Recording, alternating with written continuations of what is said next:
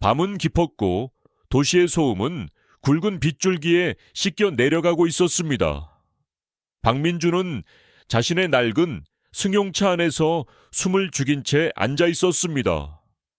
차창을 세차게 때리는 빗방울 소리만이 좁은 공간을 가득 채웠고 간헐적으로 움직이는 유리창 청소기만이 삐걱거리며 바깥 세상과의 유일한 연결고리처럼 느껴졌습니다.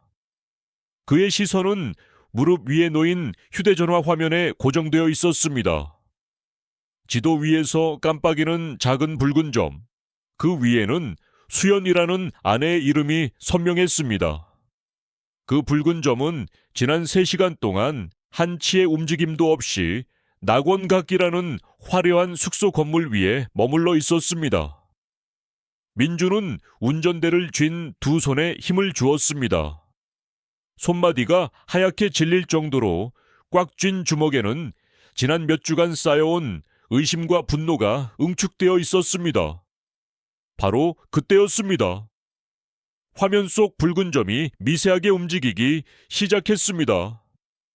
민주는 상체를 앞으로 숙이며 숙소의 후문을 날카롭게 응시했습니다. 심장이 세차게 울리기 시작했고 차가운 피가 온몸을 도는 듯한 기분이 들었습니다.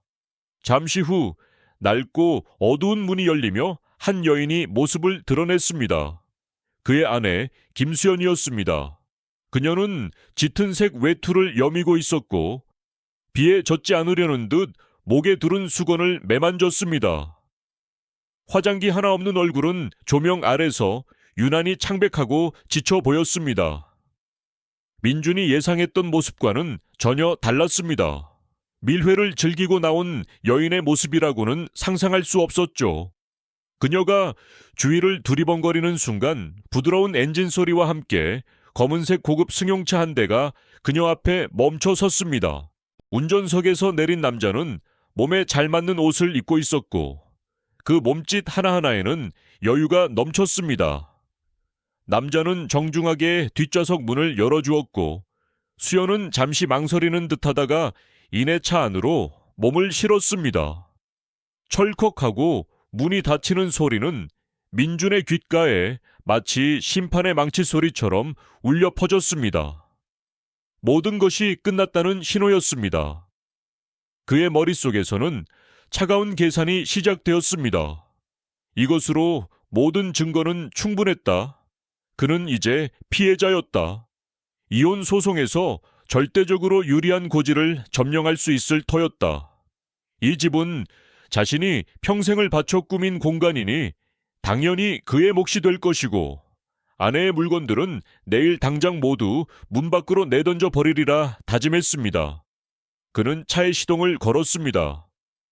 불빛을 끈 채 유령처럼 앞서가는 검은 승용차의 뒤를 밟기 시작했습니다.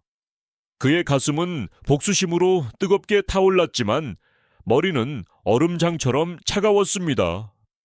모든 상황을 기록하고 마지막 결정적인 순간을 포착하기 위해 그는 한치의 오차도 없이 거리를 유지했습니다. 그런데 차는 민준의 예상과는 다른 방향으로 향하고 있었습니다.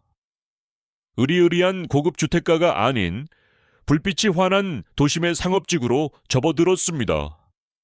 잠시 후 검은 승용차는 심야에도 영업하는 은행 건물 앞에서 속도를 줄이더니 이내 멈춰 섰습니다.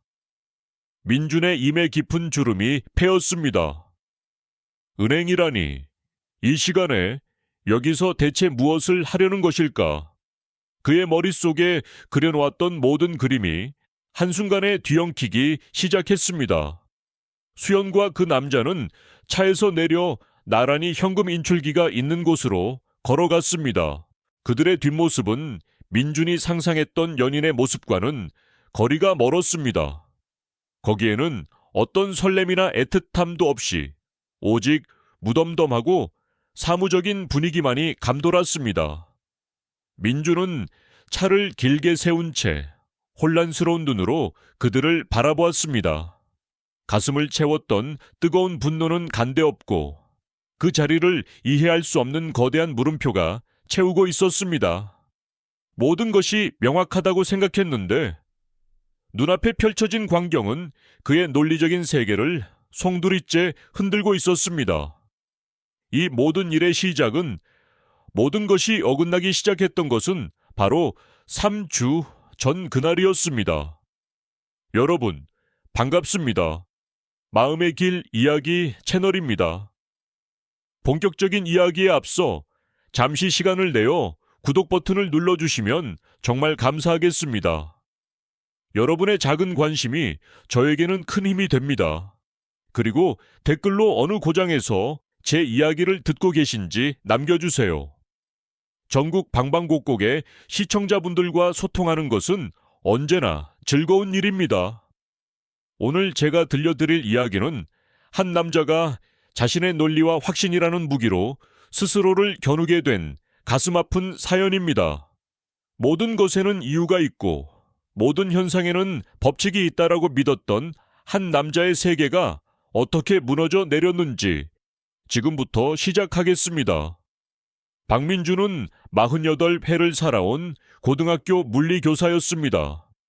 그의 삶은 마치 잘 짜인 공식과도 같았습니다. 아침 6시에 일어나 정확히 7시에 집을 나섰고 학교에서는 학생들에게 세상의 이치를 설명했습니다. 힘과 운동, 에너지 보존 법칙처럼 명확하고 예측 가능한 것들, 그의 세상에는 모호함이나 불확실성이 끼어들 틈이 없었습니다. 그의 안식처는 집 안 서재였습니다.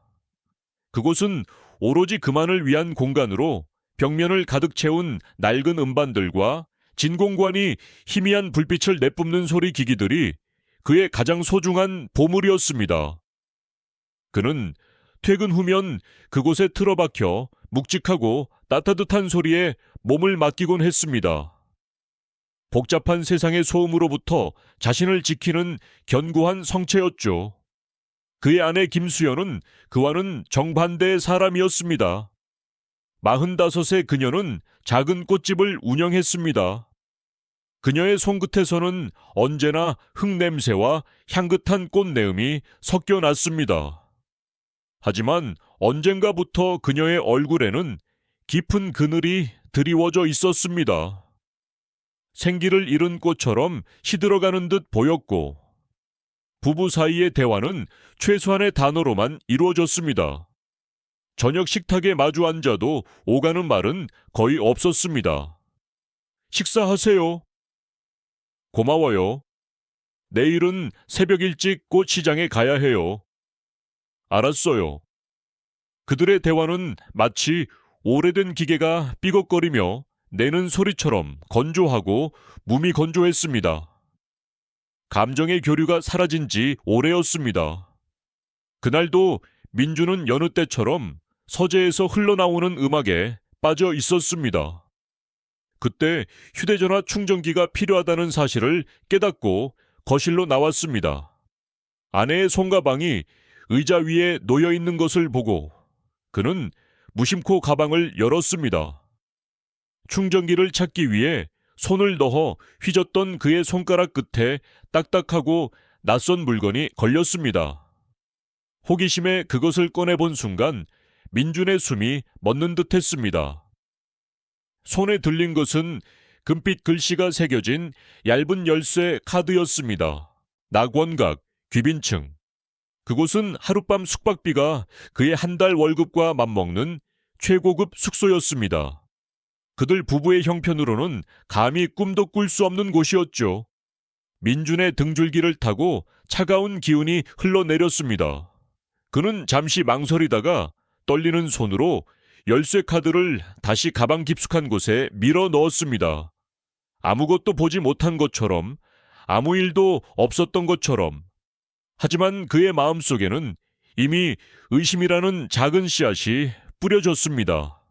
그 씨앗은 어둡고 축축한 그의 마음속에서 무서운 속도로 싹을 틔우기 시작했습니다. 그날 이후 박민준의 세상은 이전과 완전히 달라졌습니다. 그는 더 이상 무심한 남편이 아니었습니다. 그는 아내의 모든 것을 파헤치려는 집요한 관찰자가 되었습니다. 수연의 작은 행동 하나하나, 무심코 내뱉는 말 한마디까지도 그의 날카로운 시선을 피할 수 없었습니다. 아내가 휴대전화를 들여다볼 때면 그는 신문을 보는 척하며 곁눈질로 화면을 훔쳐보려 애썼습니다. 그가 방에 들어서는 순간 수연이 황급히 화면을 덮는 모습은 그의 의심에 불을 지폈습니다. 그녀는 부쩍 밤샘 작업이나 새벽꽃 배달 같은 말을 자주 입에 올렸습니다. 예전 같았으면 고된 아내를 안쓰럽게 여겼을 테지만 이제 그 모든 말은 그의 귀에 새빨간 거짓말로 들릴 뿐이었습니다. 그는 더 이상 참을 수 없었습니다. 어느 날 밤, 깊은 잠에 빠진 아내의 머리맡에서 조용히 휴대전화를 집어들었습니다. 손끝이 미세하게 떨렸지만 진실을 알아야 한다는 생각에 망설일 수 없었습니다. 통화 목록을 샅샅이 뒤지던 그의 눈에 낯선 이름 하나가 들어왔습니다. 에리엘. 메이시 동화 속 주인공 같은 그 이름은 현실과 동떨어져 있어 더욱 기묘하게 느껴졌습니다. 최근 몇 주간 수십 번이나 통화한 기록이 남아 있었습니다. 하지만 주고받은 글은 하나도 남아있지 않았습니다. 마치 누군가 일부러 흔적을 지운 것처럼 깨끗했습니다. 아리엘이라니. 민주는 쓴웃음을 지었습니다. 낭만적인 이름 뒤에 숨겨진 추악한 진실을 상상하자 속에서 뜨거운 것이 치밀어 올랐습니다. 그는 애써 마음을 다스리고 아내에게 대화를 시도했습니다. 요즘 당신 무척 힘들어 보여. 가게 일이 그렇게 많은가? 그의 목소리는 걱정하는 듯 했지만 그 속에는 날카로운 가시가 숨어 있었습니다. 수연은 장부를 정리하던 손을 멈추지 않은 채 무심하게 대답했습니다.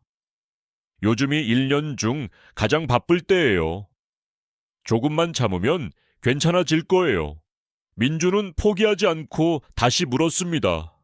우리 함께 외출한 지도 꽤 오래된 것 같군. 그 말에 수연은 처음으로 고개를 들어 그를 바라보았습니다. 그녀의 눈빛은 텅 비어있는 듯 공허했습니다. 당신에게는 당신의 음악이 있고 내게는 내 꽃이 있잖아요. 우리가 언제부터 그렇게 살아오지 않았나요? 아내의 차가운 대답은 비수가 되어 민준의 가슴에 꽂혔습니다. 그 순간 그의 머릿속에 몇 달 전의 일이 스쳐 지나갔습니다. 자신이 가르치는 학생의 어머니와 가졌던 짧은 만남.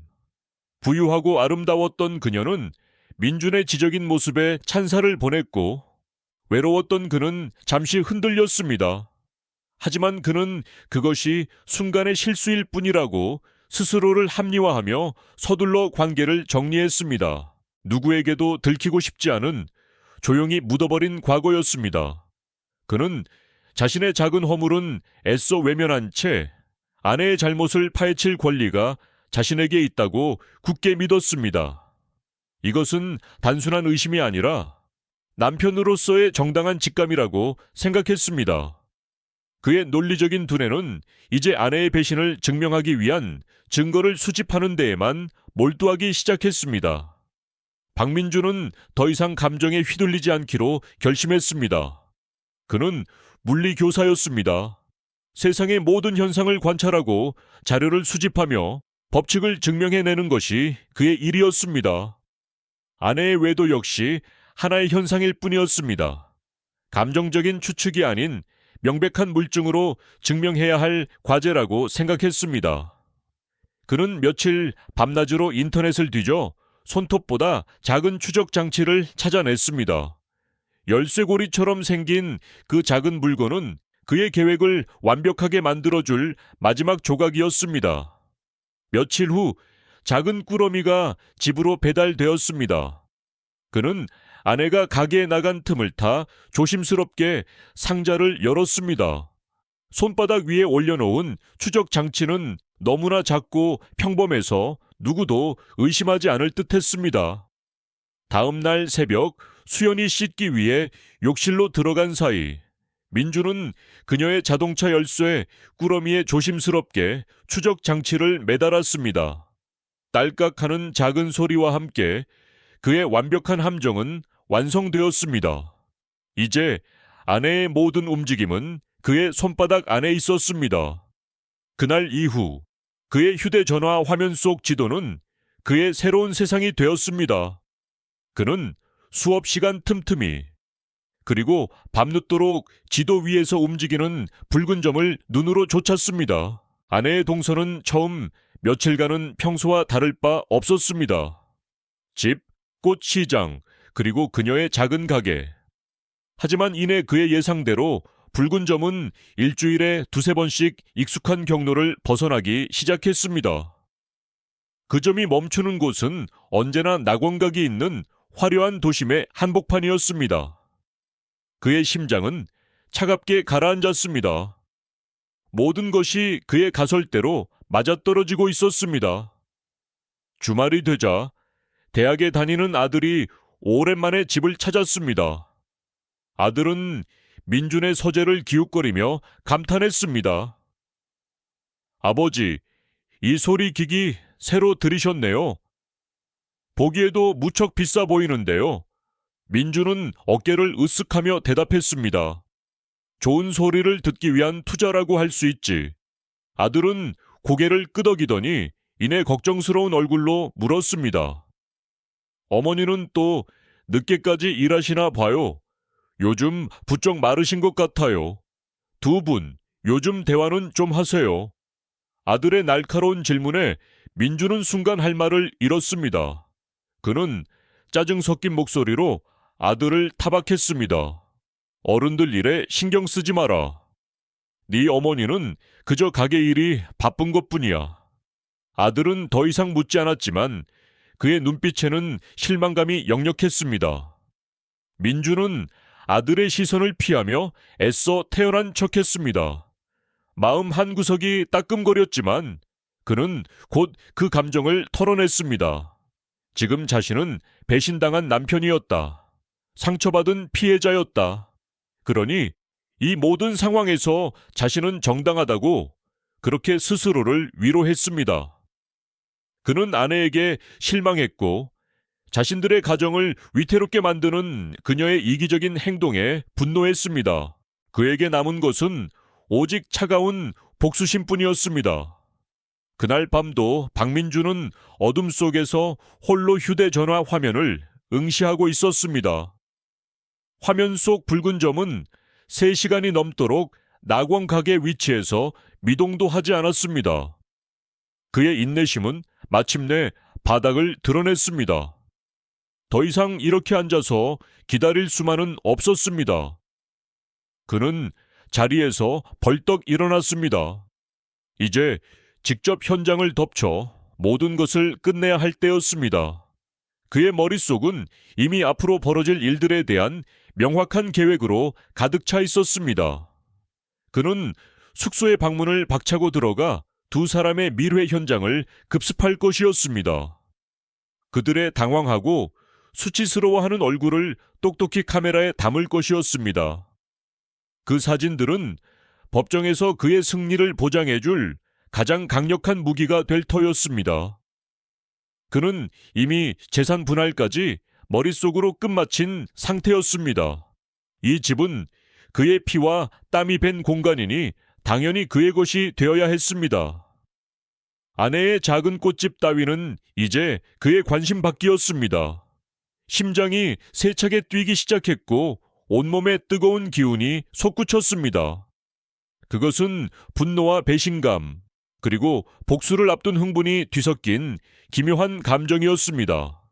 그는 서둘러 외투를 걸치고 며칠 전 아내의 가방에서 몰래 빼내어 복사해둔 열쇠, 카드 한 장을 주머니 깊숙이 찔러 넣었습니다.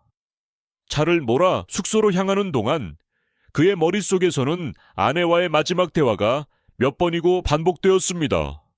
그는 추호의 동정심도 없이 얼음처럼 차갑고 냉정한 목소리로 그녀의 위선을 꾸짖을 것이었습니다. 당신의 거짓말은 이제 끝났다고. 당신의 배신은 용서받을 수 없다고 선언할 것이었습니다. 그는 완벽한 증거들을 가지고 있었습니다. 숙소의 열쇠 카드, 추적 장치의 기록, 그리고 이제 곧 그의 손에 들어올 현장 사진까지. 그는 물리교사였습니다. 감정이 아닌 명백한 사실과 증거로 말하는 사람이었습니다. 마침내 차가 낙원각 앞에 도착했습니다. 그는 숙소의 후문이 잘 보이는 길 건너편에 차를 세웠습니다. 쿵쾅거리는 심장을 애써 진정시키며 그는 마지막 결전의 순간을 기다렸습니다. 그의 길고 길었던 의심과 불안이 마침내 종지부를 찍게 될 것이었습니다. 그는 자신이 만든 연극의 마지막 장을 앞둔 연출가처럼 차분하고 냉정하게 무대 위를 응시했습니다. 이제 곧 막이 오를 터였습니다. 어둠 속에서 숨죽여 기다리던 박민준의 눈에 마침내 아내의 모습이 들어왔습니다. 그녀는 숙소의 어두운 후문을 통해 조용히 빠져나왔고 이내 검은색 고급 승용차가 그녀 앞에 멈춰 섰습니다. 모든 것이 그의 예상대로였습니다. 그는 차에 시동을 걸고 먹이를 발견한 맹수처럼 조용히 그들의 뒤를 쫓기 시작했습니다. 그의 가슴 속에서는 의심의 여지 없는 확신과 함께 뜨거운 분노가 용암처럼 들끓었습니다. 이제 남은 것은 마지막 확인뿐이었습니다. 그런데 그의 예상을 뒤엎고 차는 으슥한 주택가가 아닌 불빛이 환한 은행 건물 앞에 멈춰 섰습니다. 민주는 당황했습니다. 이 늦은 밤에 은행이라니 그의 완벽했던 시나리오에 예상치 못한 변수가 생긴 것이었습니다. 그는 수연과 그 남자가 차에서 내려 현금 인출기로 향하는 것을 지켜보았습니다. 더 이상 지체할 수 없다고 판단한 그는 차에서 내려 그들을 향해 성큼성큼 다가갔습니다. 그의 심장은 금방이라도 터져버릴 듯 세차게 뛰었습니다. 마침내 그는 아내의 등 뒤에 바싹 다가서서 그녀의 어깨를 거칠게 움켜쥐었습니다. 수연 씨, 이게 다 무슨 짓이야? 여기서 뭘 하는 거냐고? 그 남자의 돈이라도 대신 찾아주는 건가? 그의 목소리는 분노로 가늘게 떨리고 있었습니다. 갑작스러운 상황에 수연과 그녀 곁에 있던 남자는 쏘스라치게 놀라 뒤를 돌아보았습니다. 남자는 50대로 보이는 평범한 인상이었고 값비싼 옷 대신 허름한 작업복을 입고 있었습니다. 그의 얼굴에는 당혹감과 두려움이 역력했습니다. 하지만 수연의 표정은 달랐습니다. 그녀의 눈에는 놀라움이나 두려움 대신 깊이를 알 수 없는 피로감과 실망감이 가득했습니다. 민준 씨, 당신이 여긴 어쩐 일이에요? 그녀의 목소리는 메마른 나무잎처럼 힘없이 갈라졌습니다. 민준은 아랑곳하지 않고 주머니에서 몰래 복사해둔 숙소 열쇠 카드를 꺼내 보이며 소리쳤습니다. 내가 다 알고 왔어. 낙원각. 그리고 이 남자, 당신의 밤샘 작업이라는 게 고작 이런 거였나. 이제 그만 거짓말하시지. 그의 고함 소리는 텅 빈 거리 위로 날카롭게 울려 퍼졌고 지나가던 몇몇 사람들이 호기심 어린 눈으로 그들을 쳐다보기 시작했습니다. 수치심과 분노로 얼굴이 벌겋게 달아오른 민주는 이제 아무것도 눈에 들어오지 않았습니다. 그는 오직 자신의 정당한 분노를 터뜨리는 데에만 집중하고 있었습니다. 김수연은 분노로 일그러진 남편의 얼굴을 잠시 말없이 바라보았습니다. 그러더니 그녀는 천천히 자신의 두 손을 들어 민준의 눈앞에 내밀었습니다. 희미한 가로등 불빛 아래에 드러난 그녀의 손은 민준이 기억하던 모습이 아니었습니다. 섬세하게 꽃을 다듬던 부드러운 손이 아니었습니다. 손바닥은 붉게 부어 있었고 거친 세제에 상한 듯 피부는 건조하게 갈라져 있었습니다. 손톱은 짧게 깎여 있었고 그마저도 몇 개는 부러져 있었습니다. 그것은 꽃집 주인의 손이 아니라 고된 마기를 하는 사람의 손이었습니다. 이 손을 좀 봐요. 수연의 목소리는 낮고 차분했지만 그 속에는 깊은 슬픔이 담겨 있었습니다. 이건 청소부의 손이에요. 나는 지난 3달 동안 낙원각에서 야간 청소부로 일했어요. 당신에게 진 빚을 갚기 위해서요. 민준의 머릿속이 하얗게 비는 듯 했습니다. 빚이라니. 무슨 빚을 말하는 거야? 그는 믿을 수 없다는 듯 되물었습니다. 수연은 희미하게 웃었습니다. 그 웃음은 너무나 서글퍼서 보는 사람의 마음을 아프게 했습니다. 당신 생일 선물로 사준 그 희귀한 일본제 소리 기기요. 당신이 우연히 엄청난 할인가에 발견했다며 기뻐했던 바로 그거요. 그걸 사기 위해 2천만 원을 빌렸어요. 민주는 그 자리에 얼어붙은 듯 꼼짝할 수 없었습니다. 세상의 모든 소리가 한순간에 사라진 듯한 적막감이 그를 덮쳤습니다. 수연은 겁에 질린 채 서 있는 옆의 남자를 가리키며 말을 이었습니다. 그리고 이분은 제 야간 근무 조장님이세요. 늦은 시간에 혼자 다니기 위험하다고 늘 이렇게 은행까지 바래다 주셨어요. 월급을 받으면 바로 빚을 갚아야 했으니까요. 민주는 아무 말도 할 수 없었습니다. 그의 논리적인 세계, 그가 쌓아 올린 확신의 탑이 와르르 무너져 내리는 소리가 들리는 듯했습니다. 수연은 자신의 낡은 휴대전화를 꺼내 화면을 켰습니다. 그리고 아리엘은 그녀의 손끝이 화면을 몇 번 두드리자 빽빽하게 글씨가 적힌 문서가 나타났습니다. 아리엘의 정원. 그건 제 꿈이었어요.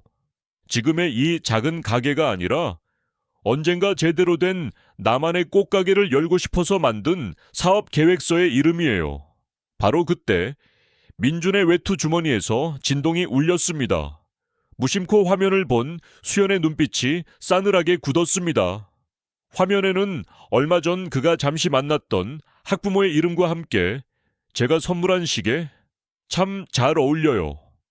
보고 싶네요. 라는 글이 선명하게 떠 있었습니다. 모든 것을 알아차린 수연의 얼굴에서 마지막 남았던 미미한 온기마저 사라졌습니다. 설상가상으로 그가 허둥대는 사이 주머니에서 열쇠고리 모양의 작은 추적 장치가 바닥으로 툭 떨어졌습니다. 수연은 차가운 아스팔트 위에 떨어진 그 작은 물건과 남편의 얼굴을 번갈아 보았습니다. 그녀는 더 이상 아무것도 묻지 않았습니다. 그 어떤 절규나 원망도 없었습니다. 그녀는 그저 말없이 돌아섰습니다. 빗줄기가 다시 굵어지는 밤의 거리 속으로 그녀는 홀로 천천히 걸어갔습니다. 민주는 차가운 가로등 불빛 아래 무너져 내린 자신의 세계 속에서 망연자실한 채 홀로 서 있었습니다. 6달이라는 시간이 흘렀습니다. 박민주는 이제 좁고 허름한 원룸에서 혼자 살고 있었습니다. 그의 자부심이었던 고가의 소리 기기들은 이혼 과정에서 모두 팔려나갔습니다. 텅 빈 방 안을 채우는 것은 이제 감미로운 음악 소리가 아닌 귀를 먹먹하게 만드는 무거운 침묵뿐이었습니다. 그 침묵은 더 이상 그에게 평온을 주지 않았습니다. 오히려 그의 실패와 어리석음을 끊임없이 상기시키는 고통스러운 벌과도 같았습니다. 어느 날 밤 그는 무심코 인터넷을 보다가 익숙한 얼굴을 발견했습니다. 작은 사업가들을 소개하는 기사였습니다. 아리엘의 정원, 절망 속에서 피워낸 한 여성의 꿈이라는 제목 아래 환하게 웃고 있는 김수연의 사진이 실려 있었습니다. 사진 속 그녀는 예전의 그늘진 모습은 온데간데 없고 자신감과 행복으로 빛나고 있었습니다. 넓고 환한 새 가게 안에서 아름다운 꽃들에 둘러싸인 그녀는 그 어느 때보다 자유롭고 평화로워 보였습니다. 민주는 한참 동안 그 사진에서 눈을 떼지 못했습니다. 그리고 어두운 화면에 비친 자신의 초라한 모습을 보았습니다. 그는 결국 자신이 원했던 대로 혼자가 되었습니다. 하지만 이 길고 아픈 이야기의 진정한 승리자는 자신이 아니라는 것을 그는 너무나 늦게 깨달았습니다. 오늘 제 이야기가 여러분의 마음에 작은 울림을 주었다면 구독과 좋아요 버튼을 꼭 눌러주세요. 때로는 우리는 다른 사람의 잘못을 찾으려는 노력에 눈이 멀어 정작 자기 자신의 가장 큰 허물은 보지 못하는 우를 범하곤 합니다. 진정한 강함은 남을 통제하는 것이 아니라 자기 자신에게 솔직해지는 용기에서 비롯되는 것이 아닐까요? 시청해 주셔서 진심으로 감사합니다.